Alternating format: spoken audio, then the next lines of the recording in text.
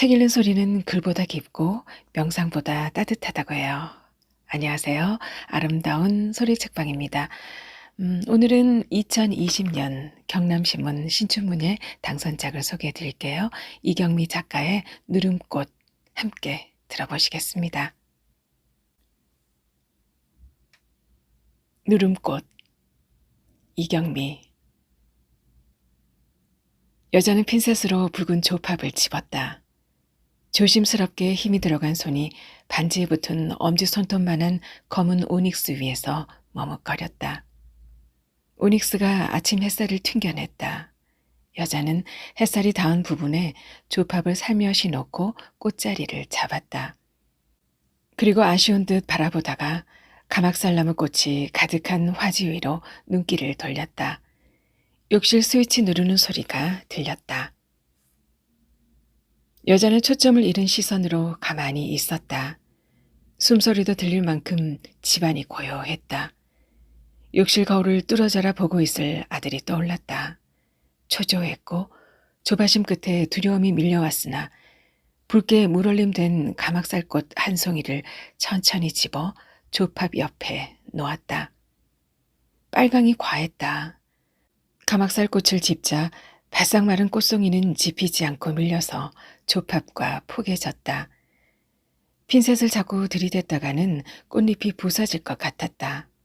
마른 꽃들은 크게 숨이라도 쉬면 날아가거나 없어지고 미세한 자극에도 상처가 나 부서지곤 했다. 여자는 반지를 들고 기울였다. 꽃들이 팔랑팔랑 화지 위로 떨어졌다. 중얼거리는 소리, 세면대에 물 내려가는 소리, 물소리가 멈추고 다시 웅얼거리는 소리가 들렸다. 똑똑하진 않지만 뻔한 내용이고 욕이었다. 여자는 나직이 한숨을 쉬며 작업대로 쓰는 소반을 짚고 일어났다. 아들에게 새벽부터 도매시장으로 출근한 남편과 자신의 모습이 열심히 사는 태도로 보일까 해서 열어둔 방문을 닫았다.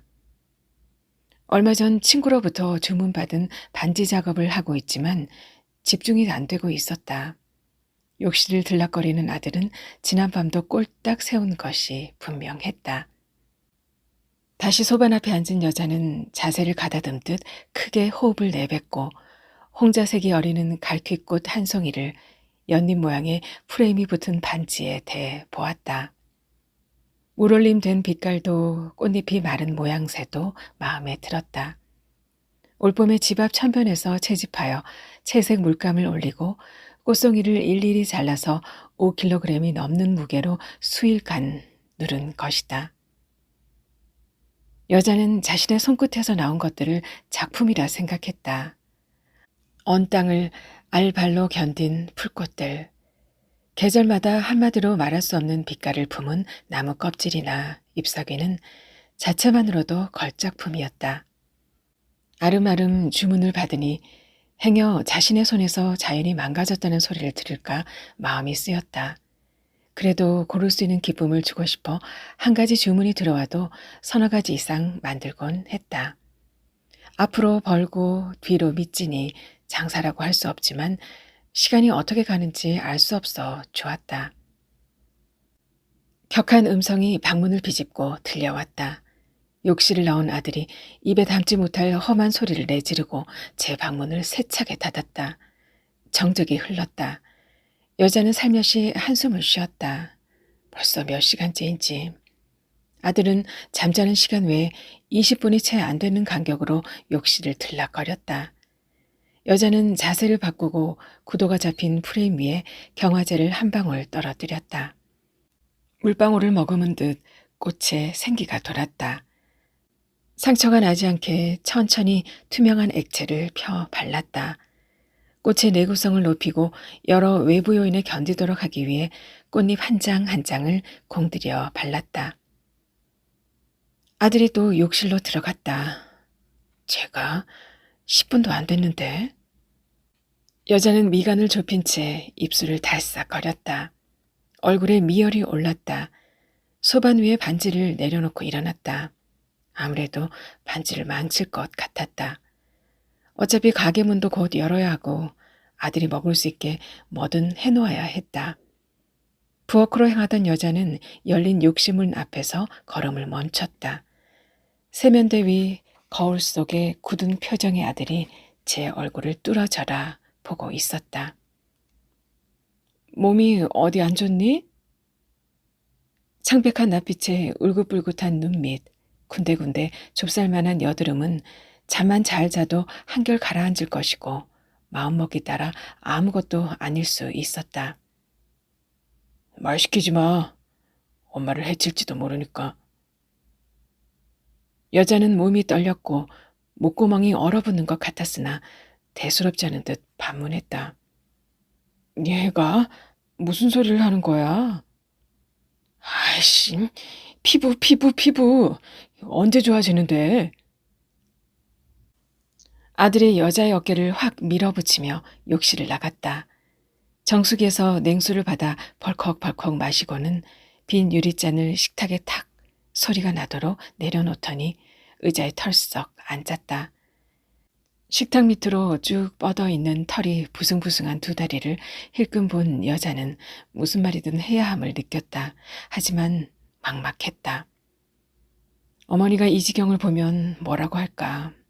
어린 아들을 낳는 어머니가 떠오르자 여자는 가슴이 죄는 듯하고 숨이 막혀왔다. 하지만 자신마저 이성을 잃어선 안 되겠다 싶어 호흡을 가다듬고 나직이 말했다. 그게 속에서 나오는 거라 마음이 편하면 차차 없어지는 거야. 지랄마, 저주받았어. 저주받은 피부라고. 아들이 두 주먹으로 식탁을 내려치며 말했다. 야! 여자는 외마디 소리가 튀어나왔으나 이성을 잃지 않으려는 안간힘 때문에 눈치듯 맥없이 발음되었다. 성질난다고 다 부술 거야? 유리 깨지면 어떡하려고. 이럴 땐 자리를 피해라는 심리상담사의 말이 생각난 여자는 싱크대로 가서 말간 행주를 빨아짰다. 아들은 어린 티를 갓 벗은 수사자가 으스대듯 현관 신발장에 딸린 거울 앞으로 가 목을 빼고 얼굴을 들이댔다. 땀구멍 하나하나를 볼 참이었다. 토기를 느낀 여자는 싱크대에서 헛구역질을 몇 번 한 뒤 입을 헹구고 곧바로 반지 앞에 앉았다. 원칙대로라면 한자리에서 끝내야 하는 작업이었다. 들었다 놓았다 해서 좋을 게 없으나 어쩔 수 없었다. 이미 손댄 것만이라도 마무리 짓고 일어나야 했다. 아들의 행동으로 봐서 어떤 상황으로 이어질지 모를 일이었다. 표면 장력이 강한 경화제는 방울진 채로 굳으려 했다. 여자는 반지를 고정한 집게를 조심스럽게 돌려가며 다시 맑은 액체를 꽃 위로 펴 발랐다. 얼굴이 이 모양인데 장기라도 팔아서 해줘야 되는 거 아니야? 불평을 늘어놓는 사이사이에 또 육두문자가 들렸다. 여자는 이마살을 찌푸린 채 떨리는 손으로 작업을 이어갔다. 반지가 흔들리는지 손이 흔들리는지 붓질이 제멋대로 됐다. 더 나은 작품을 위해 최선을 다하려고 여러 날을 미뤘지만 오늘도 맑고 고요한 날은 아니었다. 여자는 겨우 마무리한 반지를 햇볕이 드는 창가에 두고 대파 한 뿌리를 씻었다. 속이 메스꺼렸다. 남편이 입맛 없다며 나가버려 끓이다만 국냄비에 다시 불을 올렸다. 쿵쿵 발소리를 내며 아들이 제 방과 화장실과 현관을 오갔다. 흙수저로 태어나 이 쓰레기, 알바 인생.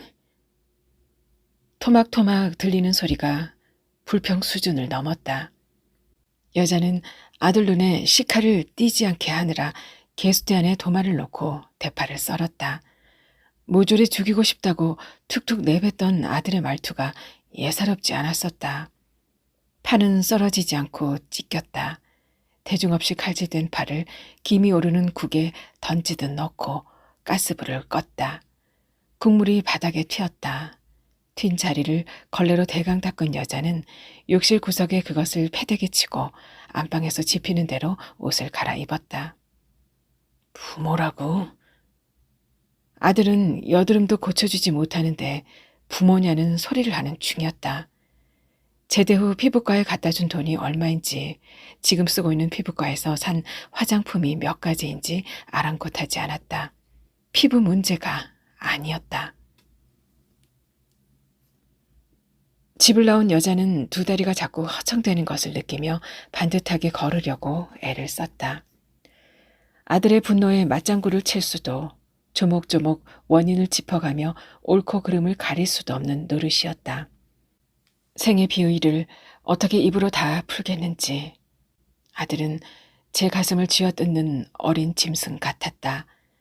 그 분노를 이해할 길 없어 여자는 남편과 함께 6개월 전에 심리 상담사를 찾았다. 전역한 지 1년이 되어 가지만 군 복무 중 탈영할지 모른다는 전화를 몇 번 걸어온 것도 꺼림칙했다. 상담사는 그동안의 임상 경험을 근거로 들면서 원인을 제대로 알기 위해 본인이 꼭 왔으면 좋겠다고 했다. 그날 저녁 부부는 컴퓨터 게임 중인 아들 옆에서 틈이 나기를 기다렸다가 조심스럽게 말을 꺼냈다. 아들이 그렁그렁한 눈을 부릅뜨며 개소리하지 말라고 고함을 질렀다. 그런데 내가 왜 가야 하는데? 생각 없는 니들이 가야지. 일그러진 아들의 얼굴을 보며 여자는 진짜 전쟁이 시작됐음을 느꼈고 한편으론 꿈을 꾸는 중인가 싶어 자꾸 입술을 깨물었다. 문자 알람이 울렸다. 재료상을 들러 오느라 늦겠다는 남편의 문자였다. 여자는 가게에 도착해 청소를 하고 컴퓨터를 켰다. 매장 분위기를 위해 깔아둔 음악 사이트를 클릭했다. 잔잔한 멜로디가 흘러나왔다. 이내 영화 마요네즈의 OST임을 알았다. 엄마와 딸, 더 이상의 강적은 없다. 영화 포스터에 박힌 문구 때문에 결혼을 앞둔 여자는 혼자 영화관으로 갔었다. 영화 속 엄마는 딸보다 감성적이고 나약했다. 생소한 모녀의 모습이 영화의 설정 같아서 보는 내내 불편했지만 생전에 엄마가 준 스카프를 목에 감고 애틋한 순간을 기억하는 주인공이 클로즈업 되는 결말은 공감이 갔다. 여자가 근 이틀간의 산통 끝에 낳은 아들을 안고 퇴원을 했을 때 여자의 어머니는 결혼 전에 여자와 살던 단칸방을 내놓겠다고 했고 여기 와야겠다 선언하듯 말했다. 반대하지 못했던 건 그 영화의 결말에 대한 공감 때문이었다. 제법 큰 안방과 누우면 문턱에 발목이 닿는 작은 방 하나, 세탁기로 꽉 차버린 욕실, 싱크대와 잇따 있는 2인용 식탁이 전부인 여자의 집으로 거처를 옮긴 어머니는 생기가 넘쳤다.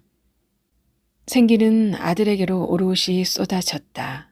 직접 끊어온 천 기저 위에 아들의 오줌이 한 방울만 묻어도 살맛 빨았다. 어머니의 손목인대는 늘어났고 여자가 처음부터 강권했던 일회용 기저귀를 그제야 사용했다. 여자가 할 수 있는 것은 거기까지였다. 덮어라. 남자 밥을 그렇게 담는 법이 아니다. 국그릇이 이게 뭐냐. 나물 접시가 작다. 퇴근이 늦은 남편이 식사를 하려면 어머니는 아들을 안고 나와 식탁을 둘러보며 지적했고 남편 옆에 앉아 아들과의 일과를 소상히 나열했다. 어머니로서는 밥만 축내지 않는다는 뜻인지 모르겠지만 하루를 회상하는 얼굴에 번지는 웃음과 조곤조곤한 말씨가 더없이 행복해 보였다. 여자는 어머니의 낯선 모습이 흐뭇하면서도 자신이 남편에게 해줄 말이 점점 없어지고 있다고 생각을 했다. 그러던 어느 날 TV 앞으로 기어가는 아들을 본 남편이 와, 이제 잘 기네요 하고 감탄사를 터뜨렸다. 어머니가 힘이 잔뜩 실린 음성으로 대답했다. 자네는 하루만 보면 넘어갈걸? 남편이 한박 웃으며 고맙습니다 하고 아들을 안았다. 눈을 동그랗게 뜬 아들이 남편을 쳐다보았다. 귀엽다는 듯 쪽 소리가 나게 아들의 볼에 입을 맞춘 남편이 비행기 태우는 놀이를 하기 위해 자세를 잡았다. 아서라, 아서. 어머니가 황급히 남편의 다리에 앉은 아들을 안았다. 멀뚱멀뚱한 눈으로 어머니와 남편을 번갈아 보던 아들이 목젖이 보이도록 울었다. 해줄게. 당황한 남편이 두 팔을 내밀며 말했다. 그래, 아빠가 해줄게. 어머니가 노기 어린 얼굴로 아들을 꼭 안았다. 아기라도 알 건 다 안다. 저를 편하게 해줘야 좋아하는데 불편하니 울지. 몸을 돌린 어머니가 안방으로 가며 말했다. 금방 나왔을 때도 안아보라고 줬더니 답사가 앉질 못하더니만. 얘는 기질이 아주 고운 애야. 잘 다뤄야 해. 내가 잘 키울 테니 자네는 돈이나 많이 벌어오게. 어머니는 아들을 들까불거렸다. 아유, 내 새끼, 이쁜 내 새끼. 너는 높은 사람 돼서 진짜 비행기 타고 5대양 6대주를 누비거라. 사랑스러워서 어쩔 줄 모르는 음성에 까르르 아들의 웃음소리가 터졌다. 그때부터 잘못된 거라고 여자는 휴대폰을 집어들며 생각했다. 벨이 울리고 있었다. 철물점 노인이었다. 아픈 짐승을 두고 나오듯 깨림칙한 기분으로 집을 나왔는데 기어이 아들이 뭔 일을 저지른 모양이었다. 입구에 공동 현관문이 깨졌는데 혹시 알아요? 노인의 목소리는 평소와 다를 바 없이 차분했다. 사남매를 모두 출가시킨 노인은 1층에서 아내와 소일거리로 철물점을 운영하는데 바로 위층이 아들 방이었다.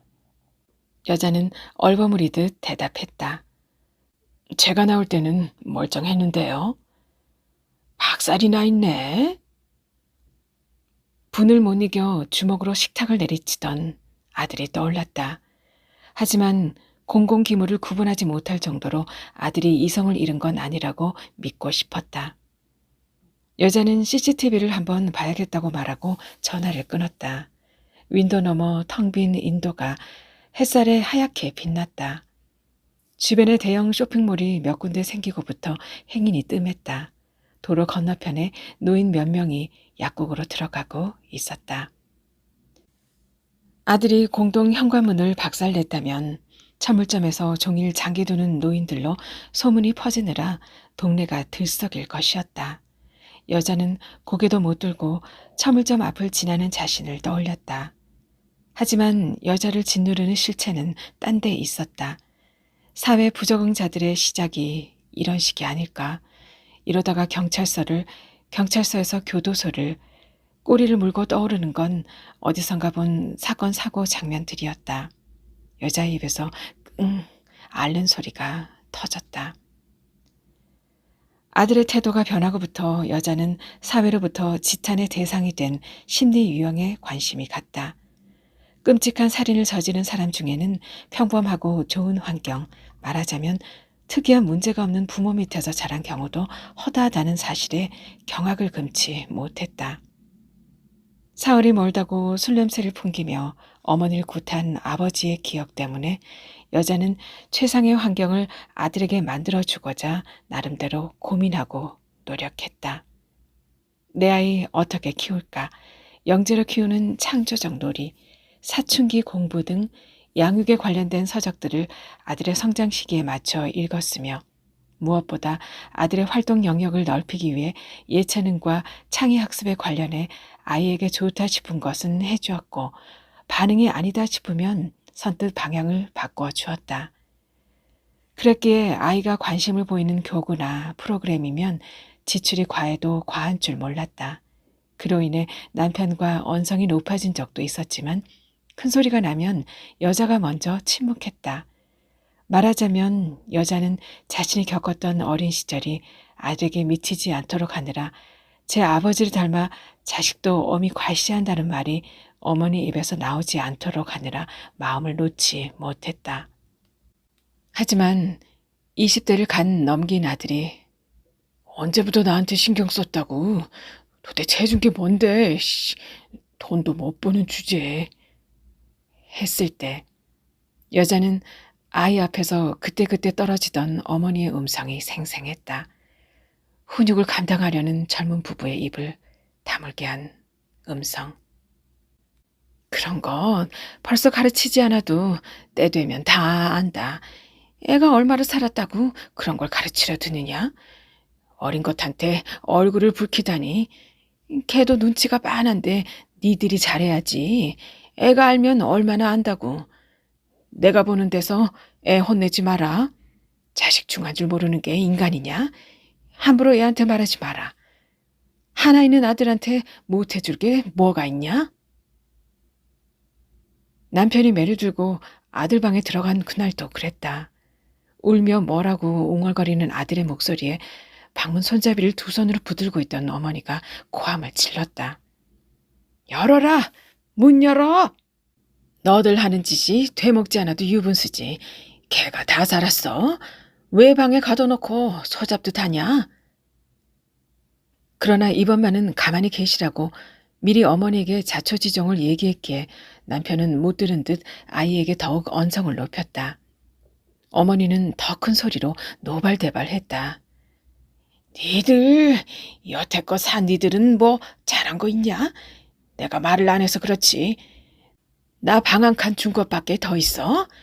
내가 걔를 어떻게 키웠는데 먹이고 입혔다고 부모인 줄 알아?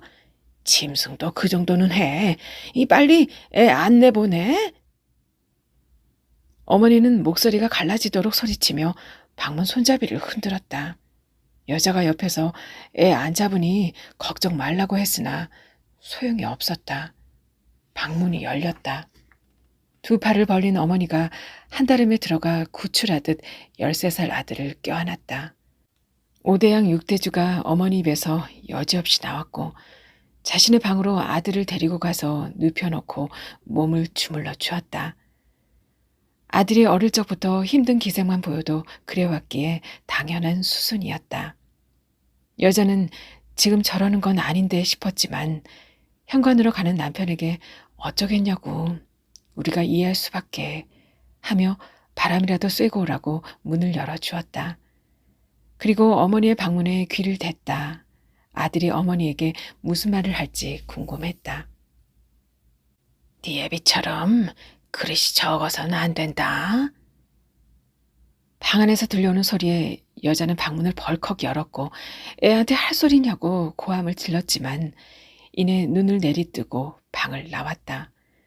반쯤 몸을 일으킨 아들의 동그란 눈과 어머니의 벌어진 입을 보자 아들이 무엇을 더 볼 것이며 어머니 입에서 어떤 말이 나올지 두려웠기 때문이었다. 여자는 아들을 어머니와 한 방에 재운 지난날을 후회했다. 매장 안으로 불쑥 전단지 몇 장이 날아들었다. 빨갛고 파란 글씨로 일수, 달돈이 박힌 그것을 남편 몰래 지갑에 넣어둔 적이 있었다. 어머니가 유난히 오래가는 감기로 입원하는 바람에 유방암이 걸렸다는 사실을 알고서였다. 암은 다행히 초기였다. 얼마간 치료를 받고 증세가 호전된 어머니는 감기를 이긴 사실에 경도되었는지 그럴 리가 없다고 퇴원을 원했다. 의사는 좀 더 두고 보자며 퇴원을 말렸고 여자도 충분한 회복을 들먹이며 그러자고 달랬다. 어머니는 주변 환자들에게 귀동냥한 암에 좋다는 것을 먹게 해주든지 퇴원을 시켜주든지 하며 쩌렁쩌렁한 음성으로 으름장을 놓았다. 의사는 병원의 지시에 전적으로 따라야 한다고 일침을 주었으나 병원에서 병을 키우겠다며 어머니는 의사의 말을 가로막았다. 그 모습에 여자도 의사도 두 손을 들었다. 이듬해 고등학생이 되는 아들도 신경 쓰였지만 여자는 근 1년 반 동안 암에 좋다는 것을 다려서 날랐다. 어머니 얼굴에 화색이 돌고 몸이 좋아지는가 싶었다. 하지만 가을볕이 한풀 꺾이는가 싶은 그날 어머니는 감은 눈을 뜨지 못했다. 아들의 늘어난 과외비와 병원비로 사채를 쓰기 직전이었다. 여자는 망연한 표정으로 윈도 밖을 보다가 전단지를 쓰레기통에 넣었다.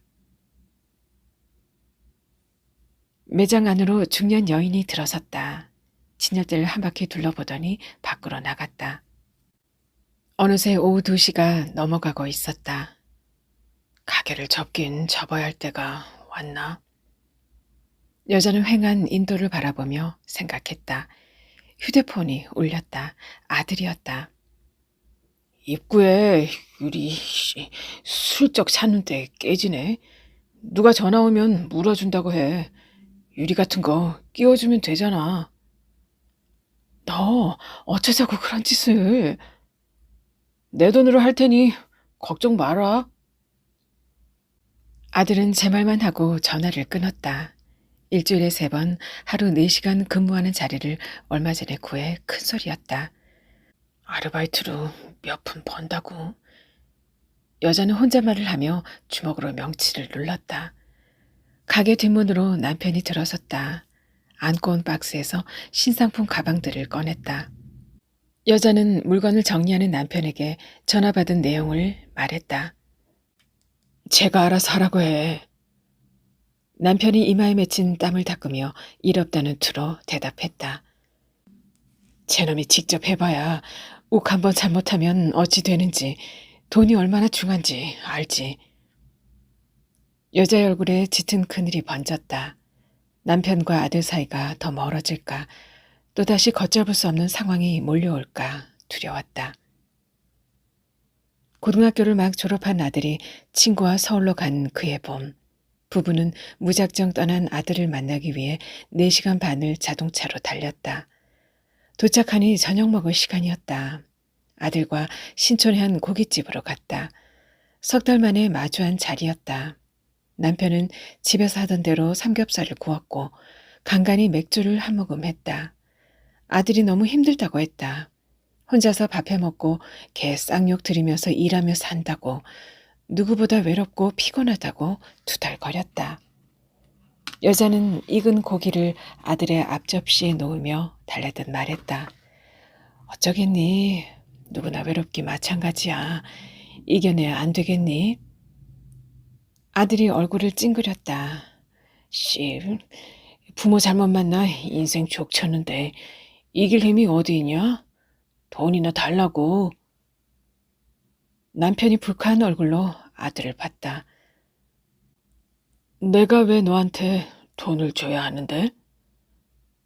자식을 싸질렀으면 책임을 져야 하잖아. 남편이 손바닥으로 아들의 얼굴을 쳤다.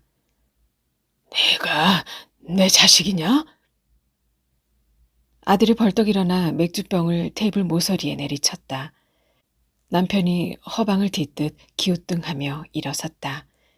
그리고 테이블 옆에 열려있는 문 밖으로 나가며 말했다. 그래, 자식아, 한번 해봐라. 깨진 맥주병을 거머쥐고 남편의 뒤를 따라 밖으로 나가는 아들을 여자가 붙들었다. 아들이 여자를 밀쳤다. 비키라고.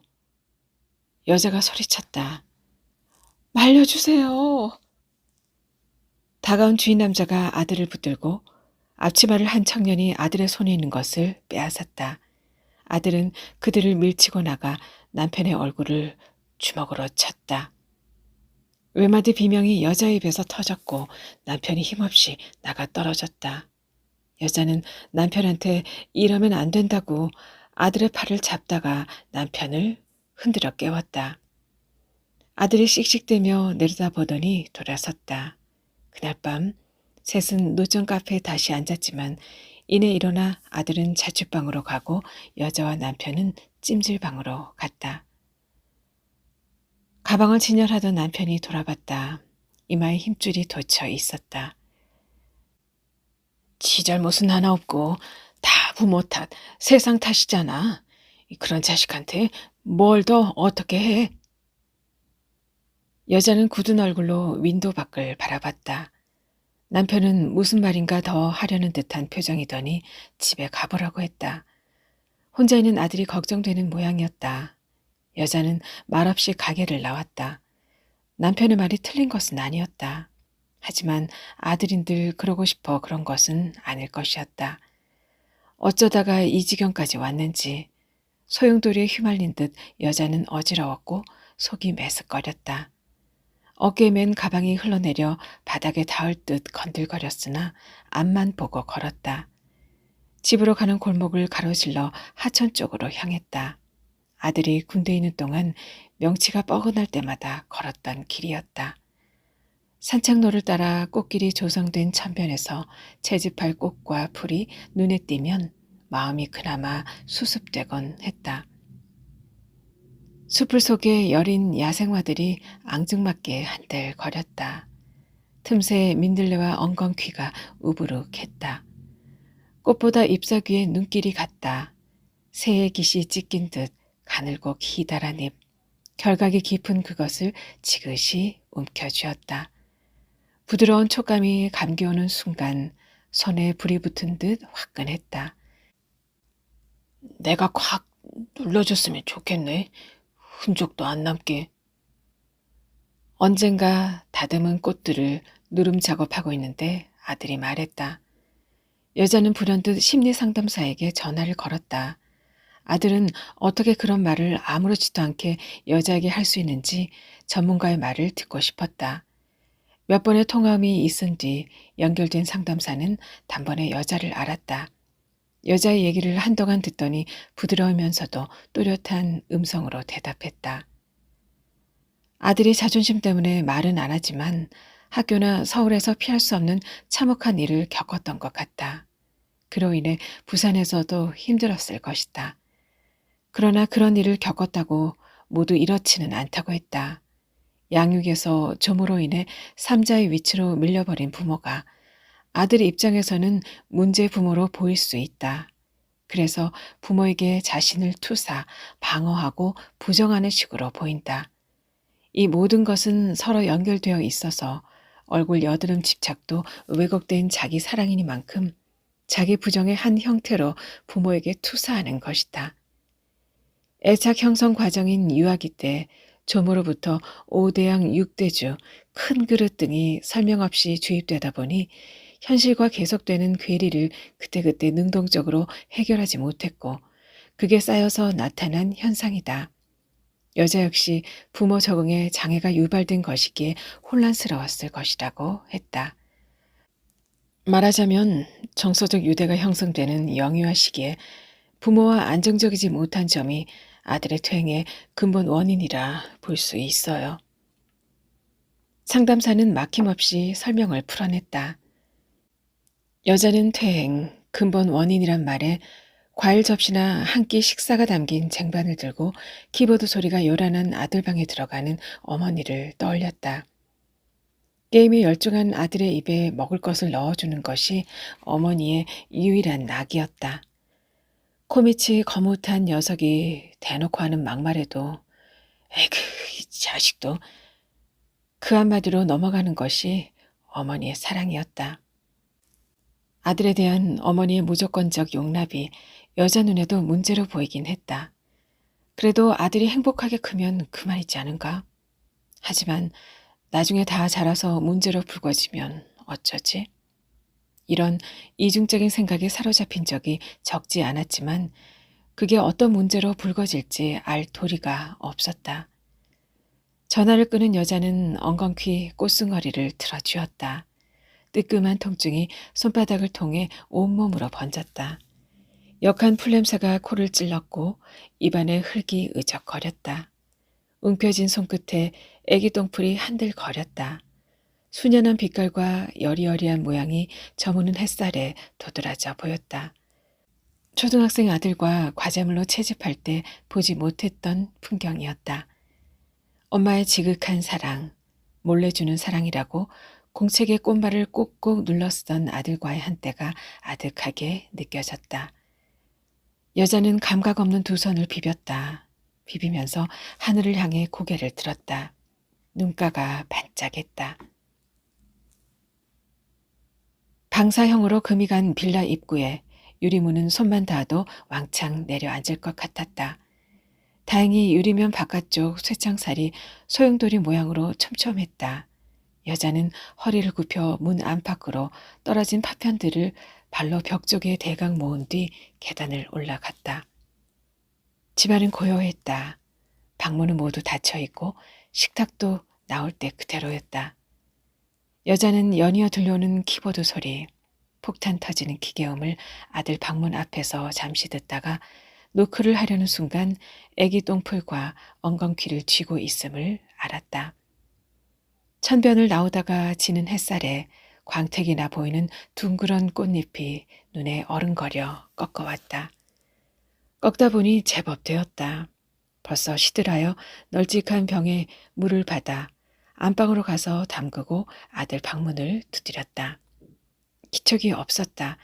다시 방문을 몇 번 두드리고는 열었다. 커튼이 내려진 방 안은 후끈했다.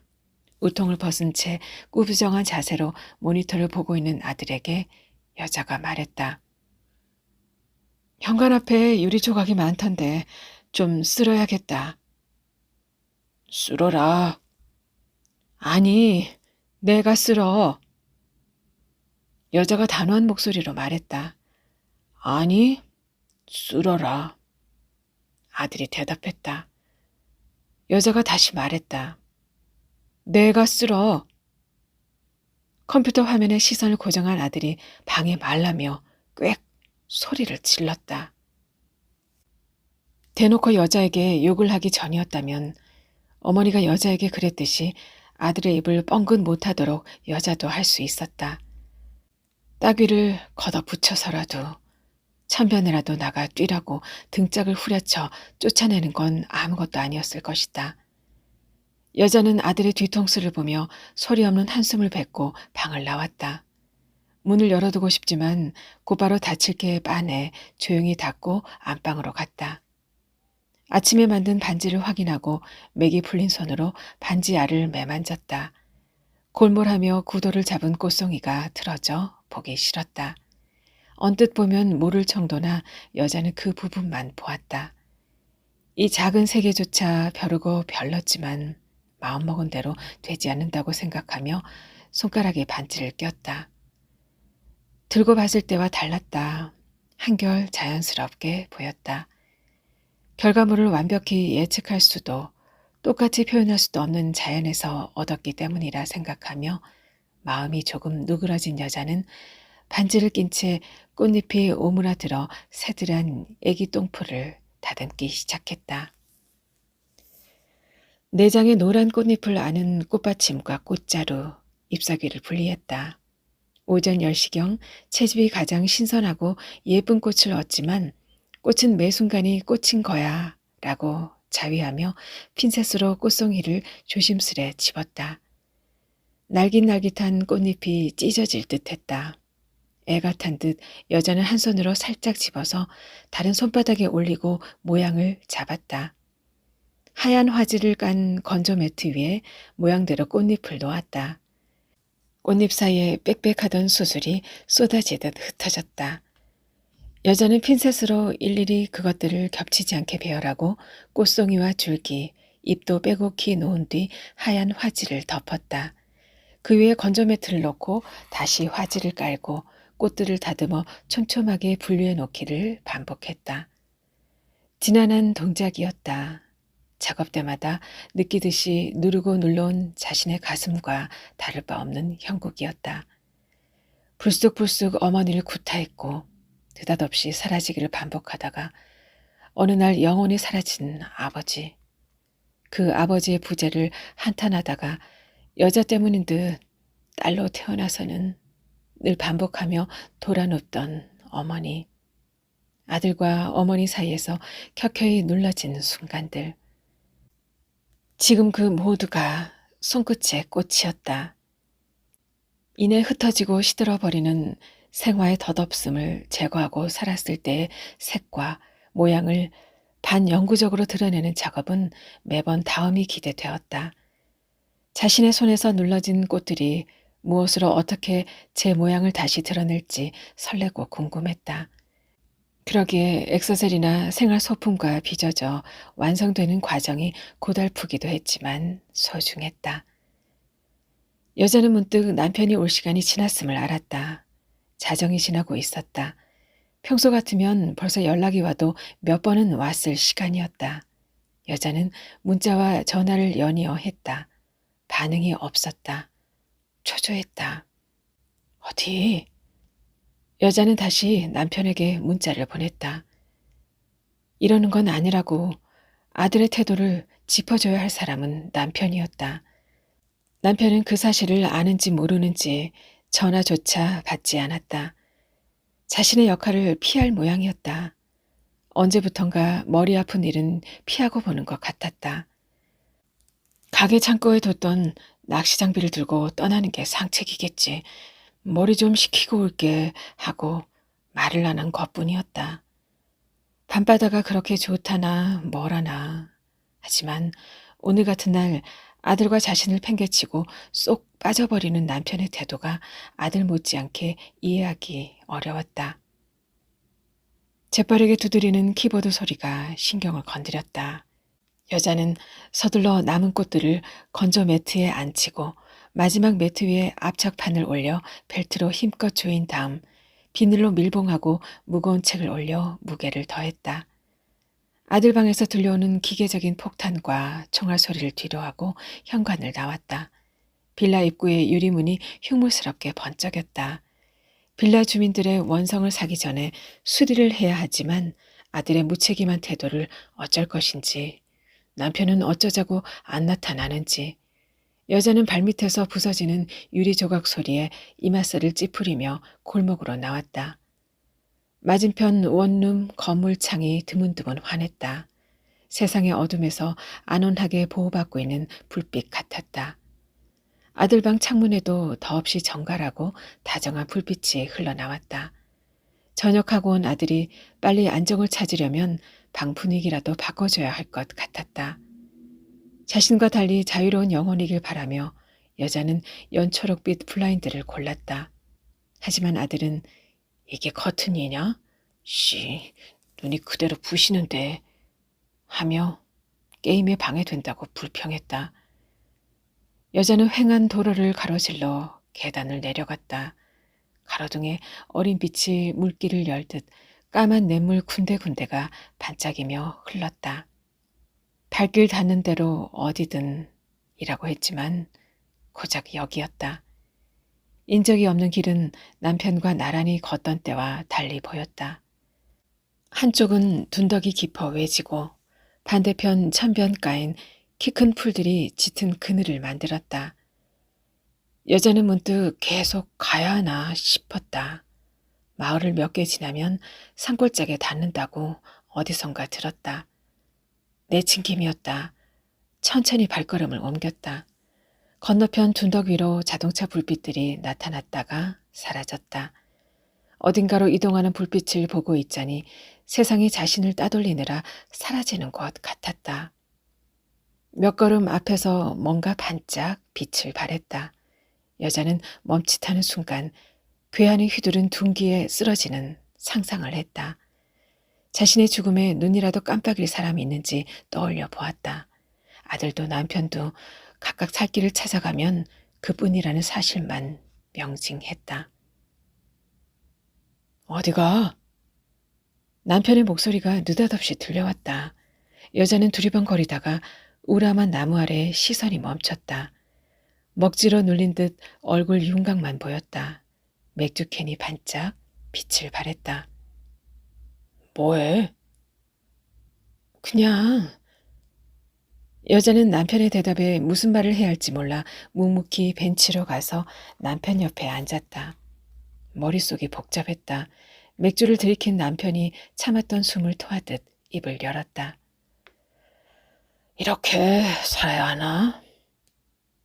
여자가 하고 싶었던 말이었다. 내용 증명이 또 날아왔어. 남편은 힘없는 목소리로 말을 이었다. 생각밖의 일은 아니지만 기가 막혔다. 가게 인테리어를 다시 한 지 2년이 채 안 됐는데 건물주가 건물 노후를 들먹이며 신축한다고 나가달라는 문서를 보내왔다. 8개월 전에.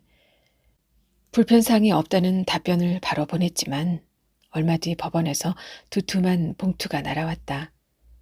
명시된 날짜까지 가게를 비우지 않으면 소송 비용까지 부담해야 한다는 내용이 덧붙여 있었다. 여태 버텨왔던 세월이 한순간에 휘발될 수 있겠다는 생각이 들었다. 이렇게 사는 것도 하루 이틀이지. 더 이상 어찌해볼 방도가 없네. 집이고 가게고 다 끝내고 싶다. 여자는 몸이 어디론가 떠가는 듯 어지러웠다. 다 헤어지자. 우리 흙수 좀 맞고 지 맘대로 하라고 해. 끝내자. 당신도 할 말 다 하고 언제까지 참고 살 거야? 남편은 격앙된 음성으로 말을 쏟아냈다. 여자는 서울에서 본 남편과 아들의 모습이 떠올라 심장이 쾅당쾅당 뛰었다. 천변 건너편 가로등빛이 가물가물하다 사라지고 가물가물하다 사라지기를 반복했다. 얼굴이 달아올랐다. 여자는 벤치에서 일어나 걸음을 옮겼다. 남편이 터벅터벅 걷는 여자의 뒷모습을 보다가 슬그머니 일어났다. 부부는 각자 힘없이 집 쪽으로 걸었다. 골목으로 새어나온 불빛에 여자가 걸음을 멈췄다. 뒤따라오던 남편도 섰다. 아들이 빌라 현관을 쓸고 있었다. 둥그런 등허리가 발가숭이적 아들의 순한 몸이었다. 여자는 콧등이 시큰했다. 사금파리 같은 파편을 쓸고 있는 아들의 등이 노란 애기 똥풀 꽃잎처럼 둥글었다. 뱃속에서도 저렇게 둥글었겠지. 아들이 뱃속에 웅크리고 있던 그때 툭툭 발질하다 잠잠하던 몸짓이 오롯했다. 어머니는 아들 태몽을 꾸었다고 장황하게 설명했었다. 하지만 하루 반의 산통은 아들과 여자의 몫이었다. 현관 센서 등이 꺼졌다. 삭삭 아들의 비질 소리가 일정하게 들려왔다. 저 꽃잎이 어디서 짓눌렸는지 그을렸는지 비바람에 휘어졌는지 못마땅한 표정으로 거울을 들여다보는 아들의 얼굴이 떠올랐다. 센서 등이 켜졌다. 아들의 얼굴 위로 어머니를 응시하는 여자의 얼굴이 겹쳐졌다, 사라졌다. 습관처럼 여자의 얼굴에 미열이 올랐다. 뺨을 만졌다. 손가락에 낀 반지가 느껴졌다. 오닉스 위에 꽃송이가 선연한 붉은 빛을 발했다. 단단하게 굳은 경화제의 촉감이 매끄러웠다. 센서 등이 꺼졌다. 따지고 보면 어머니의 삶이 지금 원망의 빌미가 될 수 없었다. 남편은 그 사실을 아는지 모르는지 어머니를 원망한 적이 없었다. 한 줄기 온기가 가슴에 흘러드는 듯했다. 여자가 반지 낀 손으로 남편의 팔을 잡았다. 언젠가 처연이 엄마 하고 부를 아들을 기대하며 환한 쪽으로 걸었다. 네, 이경미 작가의 누름꽃 함께 들어보셨습니다. 작가의 당선 소감 함께 할게요. 길 없는 길을 오래 걸었습니다. 현실에 몰려 글을 쓸 수 없던 때 단어와 단어 사이 행간에서 서성이고 있는 자신을 발견했습니다. 다시금 글줄을 잡고 시작하기를 몇 번 낙방하기 위해 쓰는 것만 같은 세월이 흘렀고 그저 밥을 먹듯이 쓰겠다 하였습니다. 존재는 아픕니다. 누구의 눈에도 보이지 않던 아픔을 함부로 말할 수 없는 것들에 결을 쓰다듬어 내밀한 환부를 보길 원합니다. 환한 햇살에 드러난 환부가 자연 치유되듯 상처에게 말을 걸고 아픈 거기서 뚜벅뚜벅 걸어 나오라고 손짓하고 싶습니다. 당선 전화를 받고 담담했던 것은 누구에게도 선뜻 당선 소식을 전하지 못한 연유는 상처들과 질펀하고도 뜨거운 조우가 예상되기 때문이겠습니다. 한자 한획을 기도하는 마음으로 쓰겠습니다. 첫 소설을 써놓고 끙끙거릴 때 문득 인터넷으로 일면식도 없는 저의 글에 가능성을 봐주신 충주의 이종태 선생님. 여전히 일면식 없이 이렇게 소식 전합니다. 감사해요. 문학을 대하는 태도와 용기를 일깨워 주신 선생님들, 일일이 감사의 말씀을 올리지 못해 안타깝습니다. 존재 자체로도 감사한 독립문우들 사랑해요. 묵묵히 제 길을 정진해가는 아들, 딸들, 격려와 인내로 옆을 지켜준 당신 고마워요. 하나님, 당신께 소망을 두고 가겠습니다. 부족한 글에 손들어 주신 경남신문과 심사위원 선생님들께 감사의 말씀드립니다. 누가 되지 않도록 쓰겠습니다. 네, 저는 다음 시간에 또 찾아뵐게요. 기다려 주실 거죠? 지금까지 아름다운 소리책방이었습니다.